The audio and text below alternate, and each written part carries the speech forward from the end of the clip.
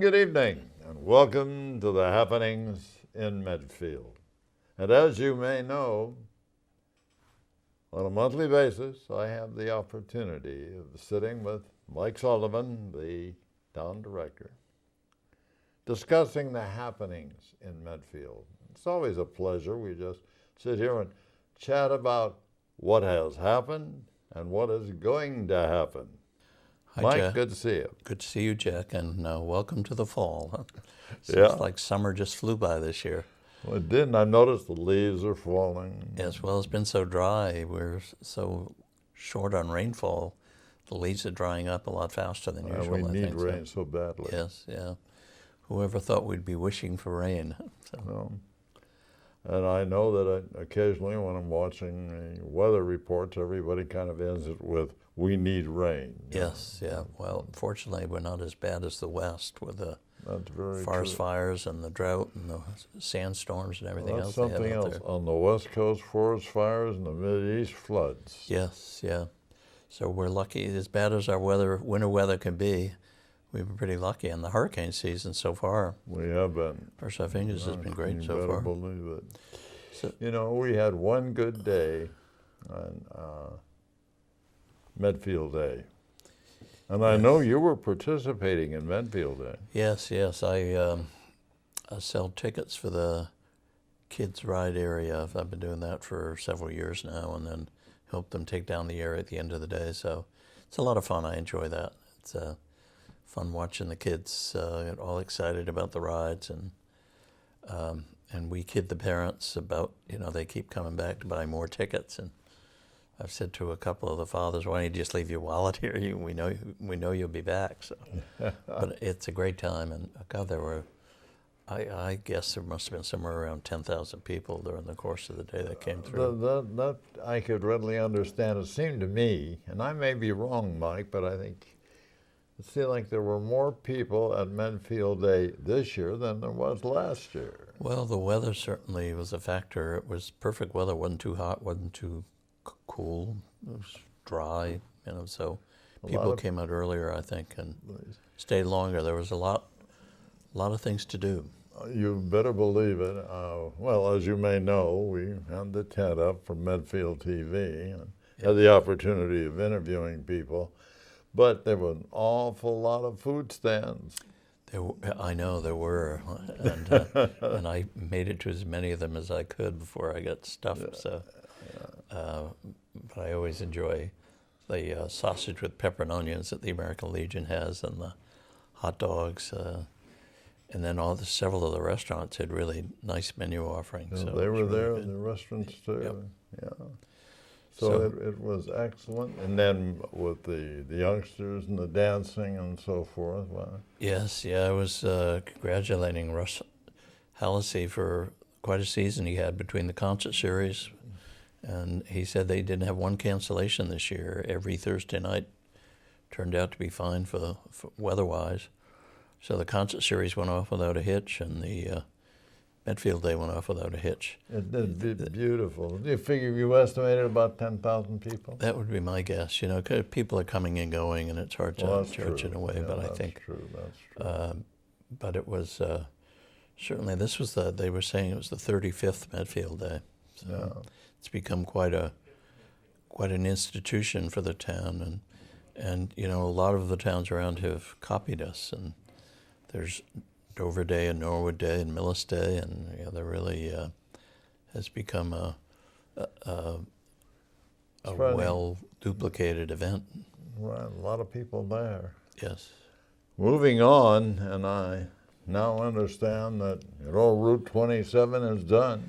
Route 27 is done. It was remarkable how quickly it went. They took about 2 or 3 days to grind the old pavement, and then I think 3 days to repave the area from almost to Granite Street, just about to West Street. So it was quite a undertaking, and by doing it nights, although it did inconvenience a few people, by and large I think people appreciated that we avoided the morning and evening traffic crunch by doing the work at night. They started around 8 o'clock and worked till 5 in the morning. So, Well, that gave an opportunity because you can't very well figure you're going to do any paving during the day with that traffic in and out. it would have taken a lot longer, and plus with schools opening, you had the school buses, and it would have been a real nightmare traffic-wise, I think, if we tried to do it during the daytime. So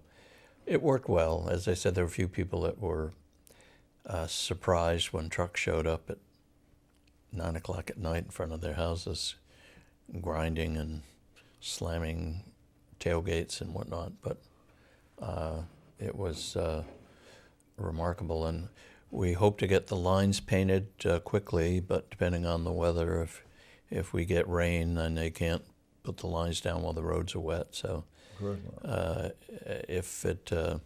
if it stays dry long enough, we'll get the lines painted. If not, we'll get them painted in a few days as soon as the weather dries up. Well, that's great.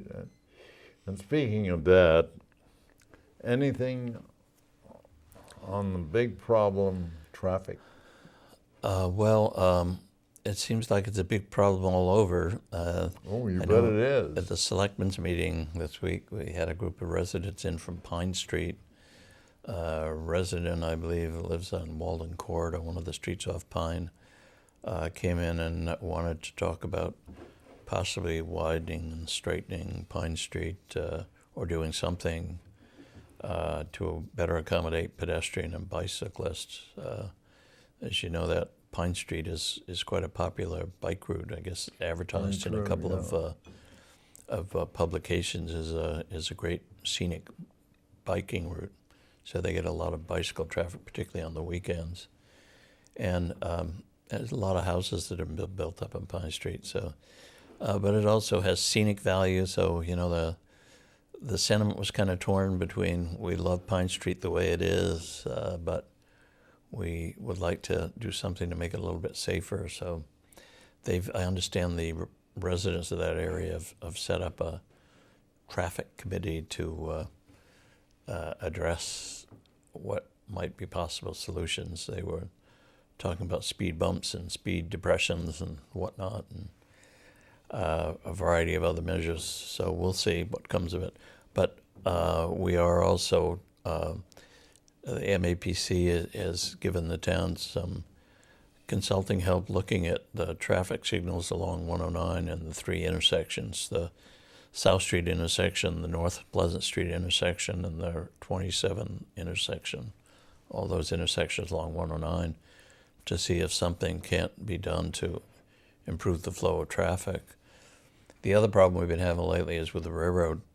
I was going to ask you, the railroad track. Yes, the gates keep coming down and staying down. It's been happening 2 or 3 times a month, and it really messes up the traffic for hours after the police have had to go down and devise a system a very high-tech, sophisticated system. They push the gates up and tie them with a rope.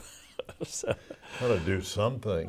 You have to, because it takes, sometimes it takes an hour or two for CSX employees to get there and correct the problem. So we've been in touch with Representative Kennedy's office to see if they could help us, and they referred us to the State Department of Transportation.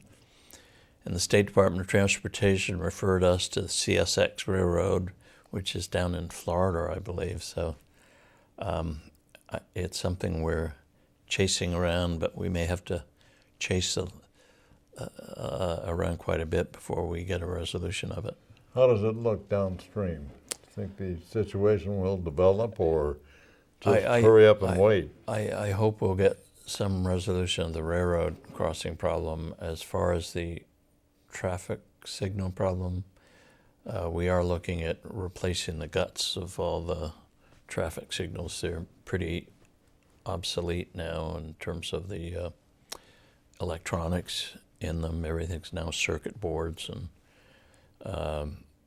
systems that can talk to each other electronically, where ours are 20, 30 years old, most of them, and they really don't have the capabilities that the new systems have. So that should help somewhat. But it's never going to be perfect because the building goes on and on. You know, houses are being put up, and now that the recession maybe is coming along, although it's hard to tell. 1 month the housing starts are up, the next month they're down, and so you don't know. But the long term, there's going to be more housing built in the area, and its traffic load is just going to get worse. So hopefully we can improve it somewhat. We're never going to make it ideal until we come up with maybe a driverless car or something. But we're doing the best we can. Well, overall, the traffic situation, well, people say, gee, we have to hurry up and wait on 109. Yes. Have you looked at 128 lately? I've had to drive it a couple of times lately, and luckily I was able to schedule my meetings at a time that didn't involve my driving during rush hours. And even when you're not in non-rush hour travel times, it's still bumper-to-bumper traffic. It's just anyway. It's almost 24 hours a day now on some of these roads. So, but yeah, it's as bad as we think Medfield is, it's nothing compared to nothing compared to 128. I know that 128, 95, Route 9, 490, even 495 now. You get massive traffic jams out there. We went 3 and all over the place. Yes, yeah. I think long term we're going to have to look at bringing jobs closer to where people live. We may have to find some ways of bringing more jobs out in the suburbs so people don't have to commute 3 hours a day. Very true. And there's another trend too where people are moving into the city. They're getting apartments or condos in Boston or Cambridge. So it's a lot of little pieces to the puzzle, and we only have a couple of the pieces. And we're not going to solve it all by ourselves, but we'll just try to keep up with the flow, I guess. So really, that's all you can do, Mike. Yes, yeah. Moving on, and I understand we were talking off camera. The water tower. Yes, the selectmen signed the contract this week for the construction of the water tower. For those of you on that end of town, you know the water main has been underway for a couple of months now, and that is, I'd say, more than halfway completed. They do have to go under the railroad tracks up on Hospital Road, and that's an effort in itself to get all the approvals needed to drill under the track to put a sleeve in so they can put the water pipe through the sleeve. You have to have flagmen and inspectors and licenses and cost estimates, and then you get that done, and you got to schedule them, and they can't make it because they're doing someplace else inspection work, I guess. So, but I think we've got the licenses, we've gotten the cost estimates, we've signed off on them, and so we should be getting permission to do that. We do now own the land where the water tower is going. The state signed off on the land disposition agreement for it's about 6 acres of land where the water tower is going, plus about another 20 acres for the old well field that's behind the Hunt Club property off North Street. Oh. So we are having some problems with locating the easement that goes out from the water tower land to Hospital Road. So we have a meeting up there Monday morning to try to resolve that.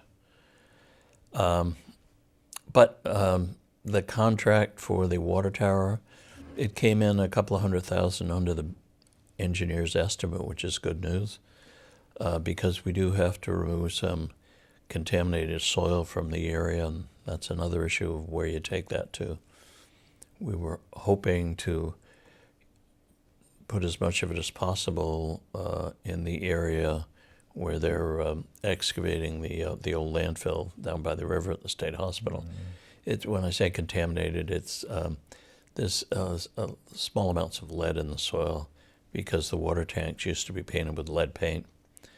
And there's some of it where the lead levels are higher, and that has to be taken to an improved landfill that will take contaminated soils.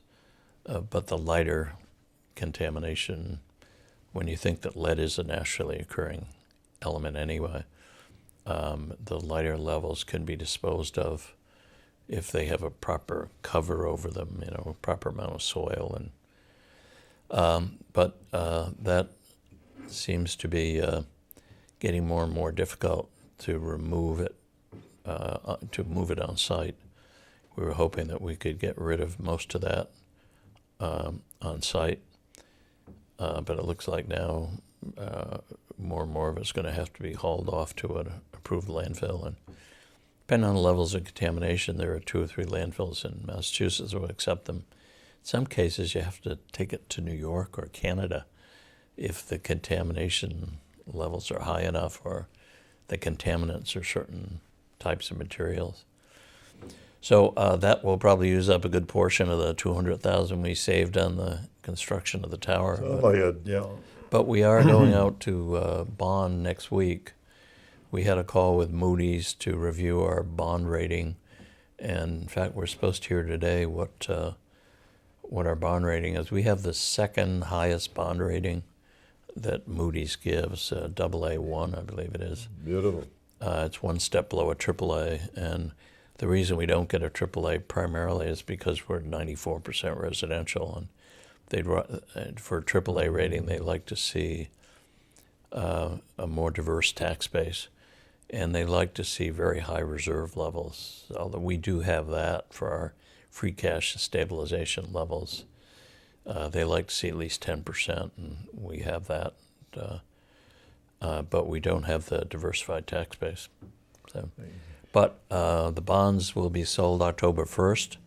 Anybody has $7.2 million in their bank account that they're looking to invest, buy those Medfield bonds. This is the place. Yes, and we hope whoever bids. Last time we got 11 bids, I think, and we're hoping that the rates stay low at least for another week so that we can benefit for the bonds. Mike, in and around the property, now we talk about the water tower, not too far away. How about, and I'm not going to save it to last, State Hospital and the buildings. How's that coming along?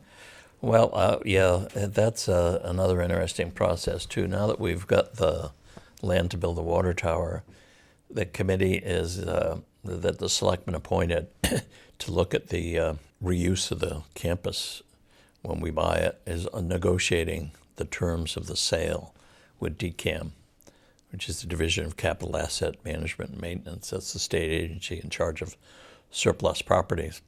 So that's probably will tend to be quite a process, as of all these negotiations are. We'll want one thing and the state will want another, and when you settle that issue, then 5 more issues seem to pop up. So that will probably take some time. The cleanup along the river is going along very well. I was going to ask you about that. Yes, they expect that. They're hoping to be done this fall with that area. They may have to go back in the spring and do some of the landscaping. But I think people are going to be very pleasantly surprised when they go up there and take a look at the area that they're removing the old landfill material from, because they're putting in an overlook and they've cleared the brush and trees down to the river, and it opens up a view of the river that's really pretty stunning. It is a long view of a bend in the Charles River that shows you several hundred yards of the Charles River. It'd be beautiful. And you're up high looking down at it, so it's really going to be very attractive. I understand you're going to have a walking, hiking area. They're going to have a walking, hiking. Well, there already have been trails up there, but it's part of the Bay Circuit trail system. But they're going to have a viewing area. And in fact, the design of it was done by a local firm that does landscaping business. And the They're going to have a boat ramp with a small parking area up there for people to Great. People take launch their their canoes kayaks out. or canoes. Yeah, yeah. So I think it'll be well utilized once people Certainly sounds like find it. out it exists, and it really links together with all the other open space areas we have in town.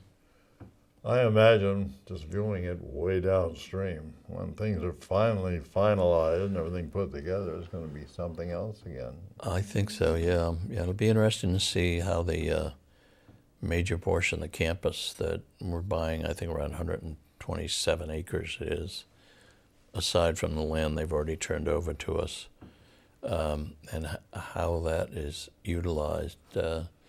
I was up there yesterday in connection with the water main easement, and you forget how attractive some of those buildings must have been in their heyday, but how badly they've fallen into disrepair. Unfortunate. Yes, there is an inspection. Some of the committee members are going to go tour 4 of the buildings. They're going to open them up to see, and they've hired a company to go in and inspect a few of the buildings to assess their condition. And of course, it being abandoned for at least 10 years with no heat, you can imagine what you're going to find inside those buildings. It's a shame that they've gone to rack and ruin. I agree with you, Mike. I think we've talked about this many times. The buildings are decadent. I mean, it's over. It's Yes, done. yeah. And the other impression that you get when you go up there is how beautiful that land is. I mean, it's just rolling open fields and woods, and it's really stunning. Beautiful up there. Yes, It is. yeah. I've been up there. One thing that I really enjoyed was the chapel. That's Yes. something else again. I Yes. mean, and that's why I was coming back down to get the car. The lady said, "I certainly hope they keep the chapel." And I said, I think if anything should be saved up there, it would be the chapel building. Yeah. Many of the other buildings, they probably were nice in their day, but they've deteriorated so badly, and the construction methods are quite different today. And so I don't know how many of them will be able to utilize, but certainly if they do want to preserve something, I think the chapel is that chapel is the beautiful. number one target. I think everyone agrees on that. You Now know, we just have to find some way to pay for it. that's true. You know, unfortunately, Mike, Medfield Day, we wanted to go over to the townhouse, but the town garage, and it is something else. People that have not seen it should see it.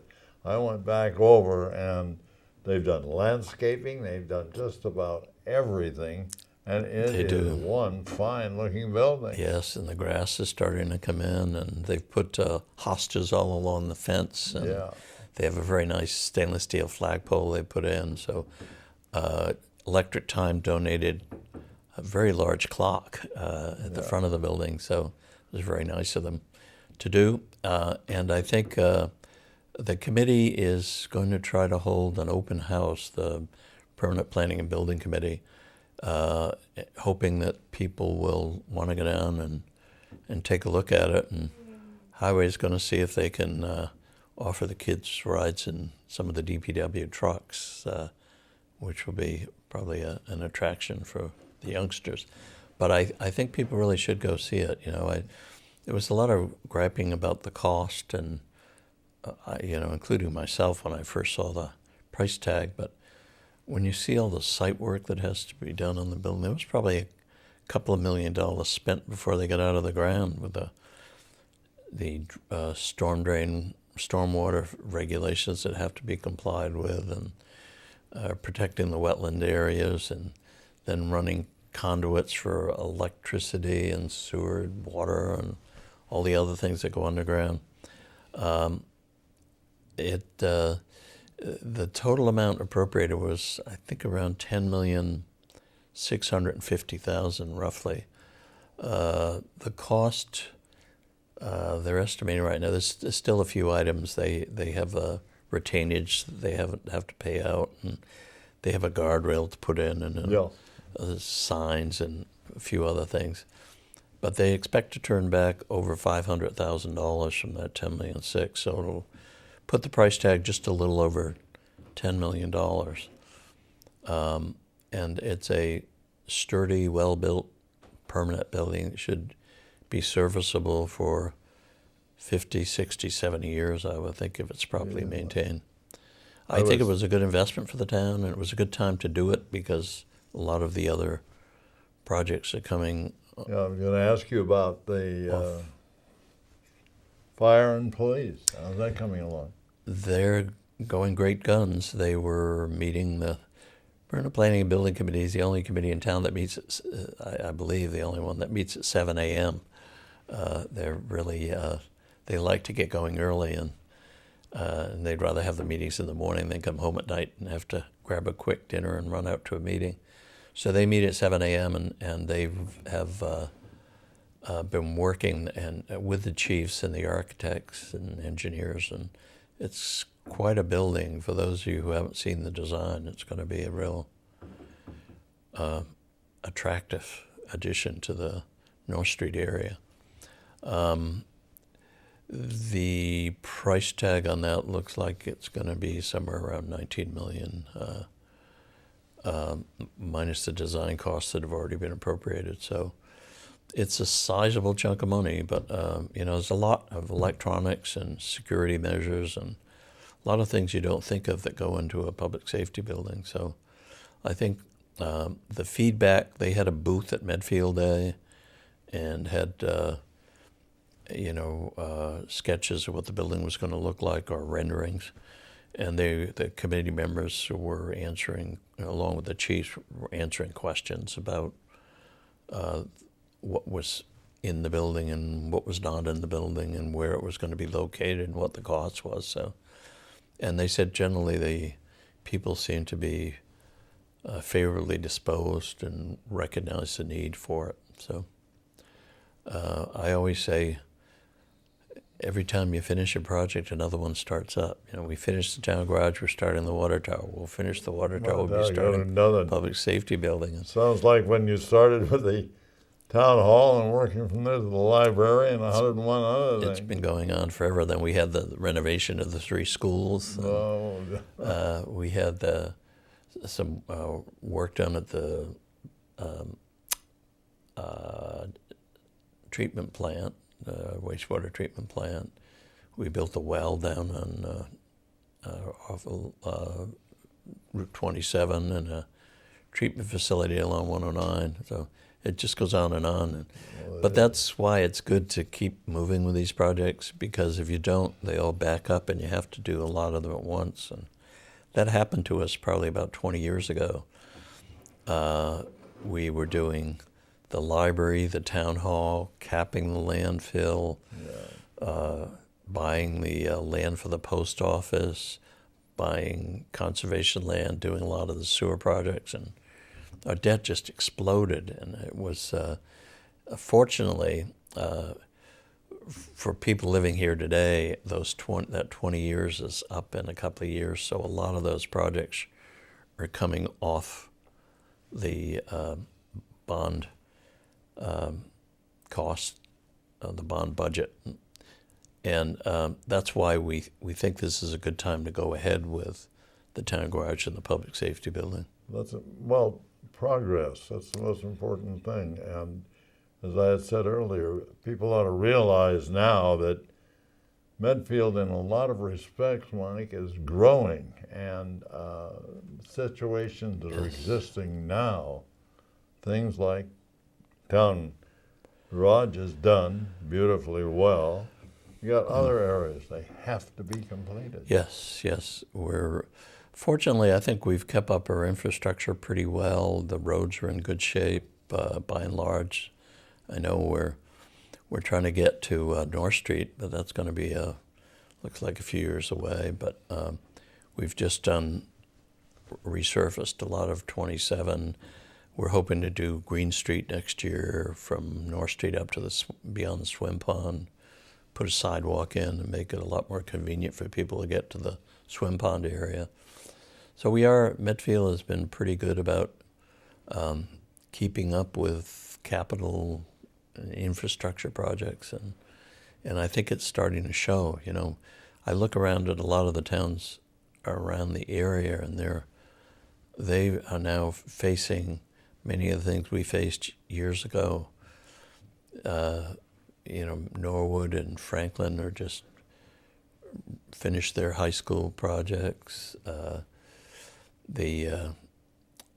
Many of the other towns are facing sewer and water projects, and so if you don't keep up with it, it catches up with you, and it can really hit like a ton of bricks if you're not careful. Very true.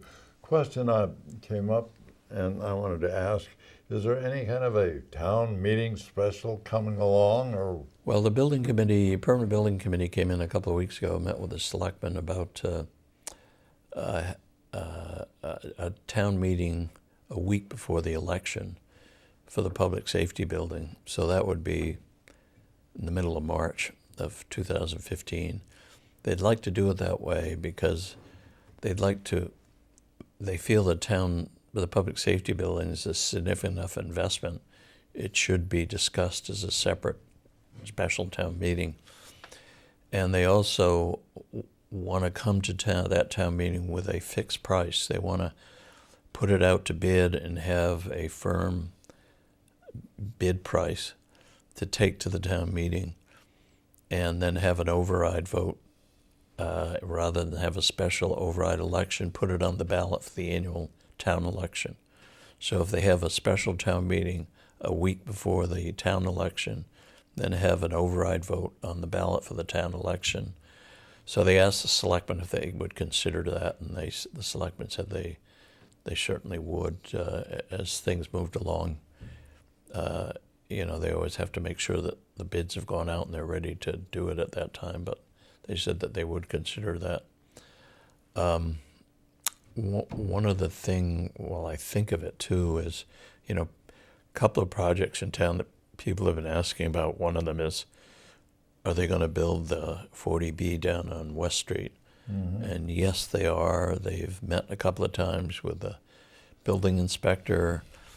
They anticipate starting within the next few weeks, because I've been hearing that for a while, but I believe they are at the point where they are seriously starting to construct that 40B, and that will have an impact. You're talking about 92 units, mainly 3 and 4 bedrooms, so that will have an impact on the town. There's another area that they tore a house down and cleared some land up on North Street between Cottage Street and the police and fire station, and people have been asking what's going in there, and that's a condominium project. That area is zoned for multifamily, and that's not a 40B project. Those are, they're going to be 10 condominiums. They're going to put 2 in one of the houses they're saving, and they're going to convert that into 2 condos and then put 8 more condos on that site. So the people that are doing that are the same people that built those 3 units up on Harding Street just before the railroad tracks. So as the economy picks up, so does the building, and we have to deal with it. Fortunately, the school enrollment, as we talked about the last time, has dropped quite a bit, so I think we can accommodate some of the growth that we're going to get from those projects to within our schools without having to expand the schools further. Which is good. I was going to ask you about schools. Still got time? Yeah. Good.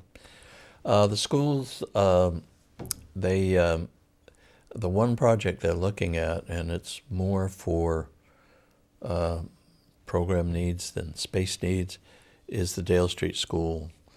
They feel that that has some accessibility issues for the disabled, and that the classrooms are too small, and they're lacking in,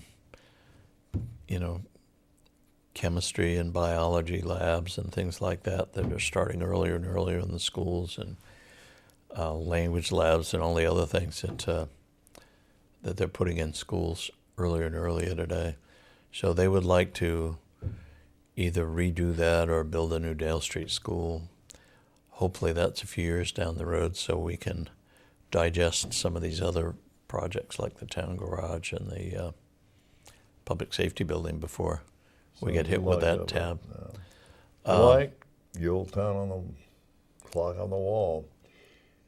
Is there anything that you'd like to add, as I normally ask you, as I have year by year? Anything you'd like to add before we say goodnight? Well, I just like to thank Memo for all their efforts in sponsoring the summer concert series and the Medfield Day. I think it's a very nice, very fun thing for the townspeople, and it really, particularly for newcomers, it gives them a sense of what Medfield is about. I'd also like to thank the Permanent Building Committee for all the work they've done on the town garage projects and are doing on the public safety project, and hope we have a mild winter. I am in perfect agreement with you. As always, Mike, it's always a pleasure just to sit here at the anchor desk and talk to you about things happening in Medfield as we do on a monthly basis. I look forward to it. People here at Medfield TV look forward to it.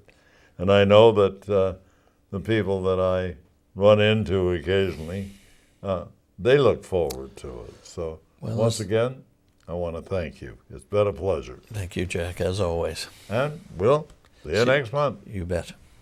This is Jack Peterson wishing you and yours the very best.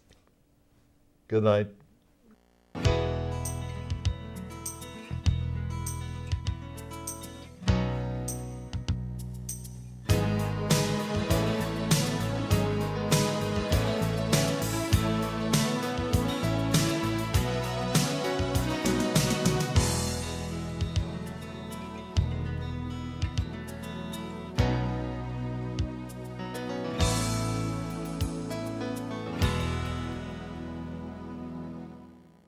This program was made possible through the generous support of your Medfield friends and neighbors, folks just like you. And thanks for watching.